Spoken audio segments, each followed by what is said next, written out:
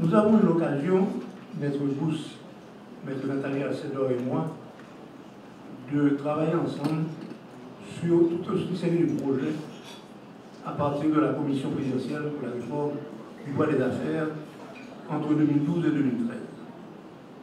C'était un mandat malheureusement trop court pour faire tout ce qu'on aurait voulu faire et pour finir certaines choses, mais on a quand même pu livrer pas mal de travaux. Alors, le projet qui a été soumis provient justement de cet exercice en commission et le projet fait partie des travaux transmis au gouvernement par la commission présidentielle de la réforme du droit des affaires. La mission de la commission était donc de moderniser le corpus légal dans lequel fonctionnent les acteurs du secteur des affaires. En dehors du présent projet, d'autres travaux ont été livrés qui font partie aujourd'hui de ce corpus, tels par exemple la législation sur le droit de la faillite. La commission a abordé sa mission, a abordé la réalisation de sa mission à partir de constat de l'insuffisance et ou de l'obsolescence du cadre légal des affaires en Haïti. En conséquence, le travail a été approché sous deux angles principaux. D'abord, la nécessité de la création de nouveaux véhicules pour le développement des affaires permettant la croissance et l'élargissement du tissu économique.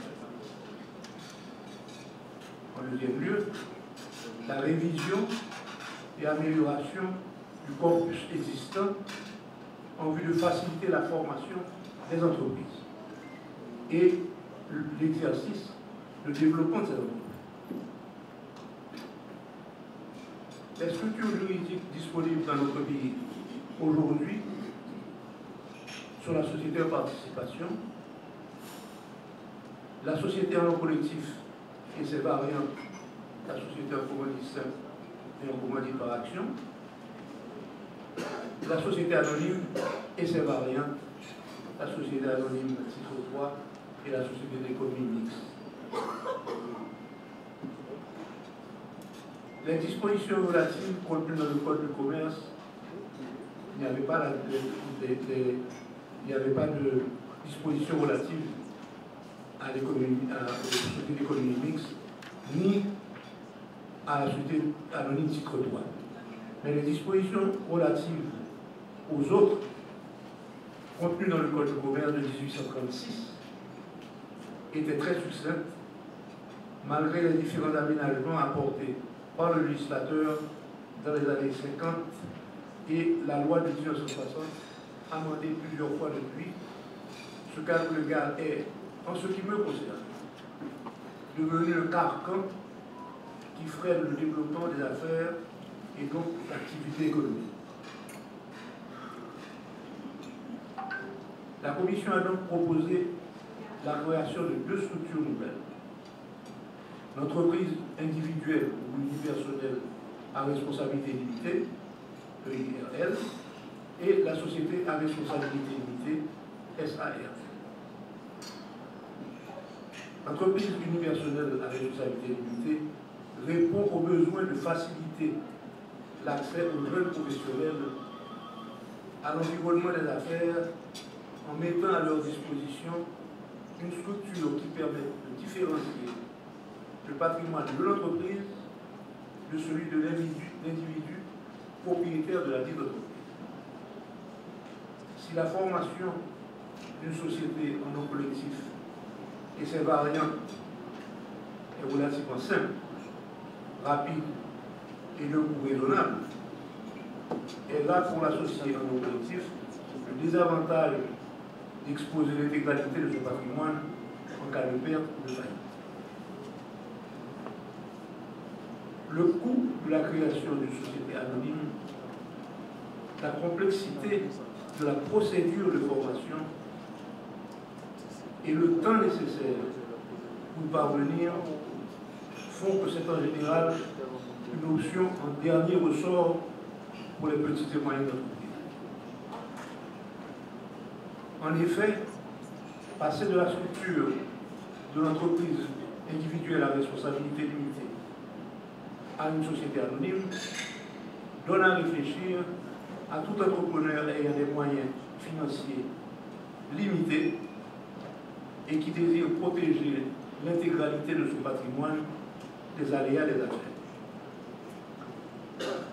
La Commission a donc pensé à introduire une nouvelle structure plus simple à créer, mais moins onéreuse, permettant en partenariat de disposer de capitaux importants tout en limitant la responsabilité financière des partenaires limitant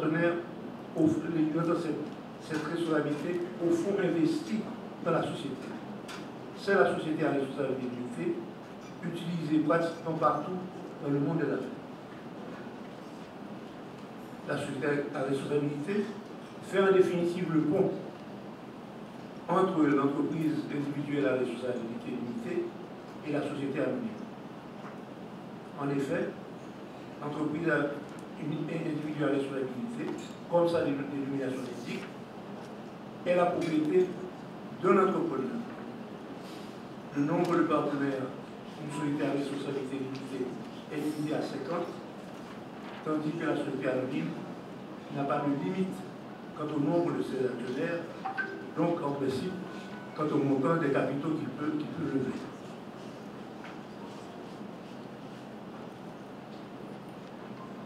Je ne vais pas exposer ici les détails de la constitution de ces diverses sociétés, les obligations de leurs associés, gérants, etc., puisque vous disposez tous du texte qui a été circulé. Je vais vous faire remarquer quand même que l'idée de base que nous avons eue avait été de simplifier, rendre plus proactive la formation des sociétés, limiter le temps qui aujourd'hui fait une société anonyme coûte des fortunes. Si on veut aller en urgence, rien que la publication des statuts, on vous demande 40 000 ou 50 000 gourdes pour la publication, sans compter les frais de notaire et tout ça. Donc, nous avons pensé à simplifier, éviter des étapes de notariat et permettre de faire le dépôt des statuts de façon différente. Les dispositions éparses, et ceci a été signalé dans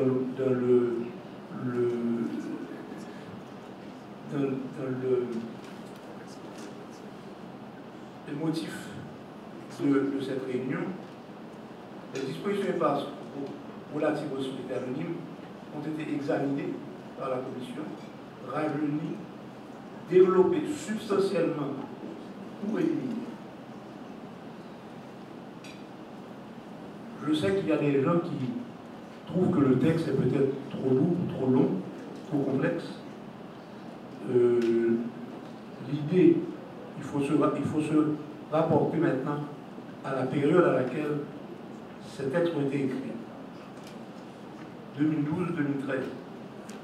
C'était une autre époque, il y avait des outils qui n'existaient pas à l'époque, y compris les plateformes électroniques, etc., etc. En comparaison des dispositions initiales du Code de commerce, les nouvelles normes peuvent paraître d'abord intimidantes. Ça fait partie des critiques que j'ai entendues jusqu'à présent. Mais en définitive, les procédures de leur formation sont largement simplifiées et facilitent une création rapide des sociétés.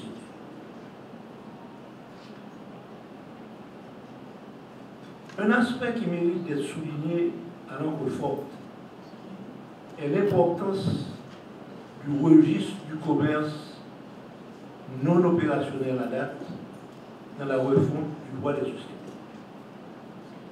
C'est un outil indispensable si on veut mettre en place la refonte qui a été proposée.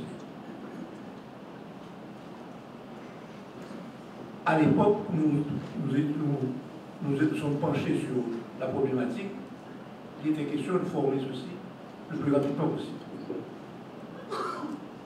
Maintenant, 12 ans plus tard, nous sommes à la case départ.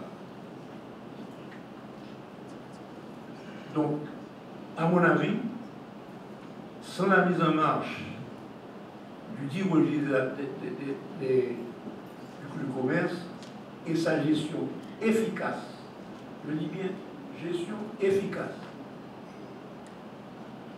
nous pouvons avoir de beaux textes, mais sans une application efficace, j'ai bien peur que cet effort de refonte ne soit qu'un coup d'épée dans l'eau.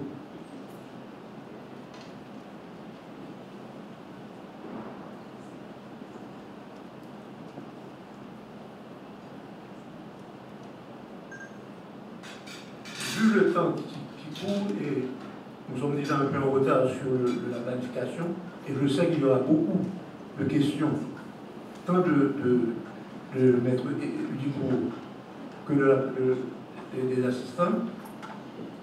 Vu le temps qui m'était parti, je conclurai par une observation. Les affaires ne se développent pas en vase clos.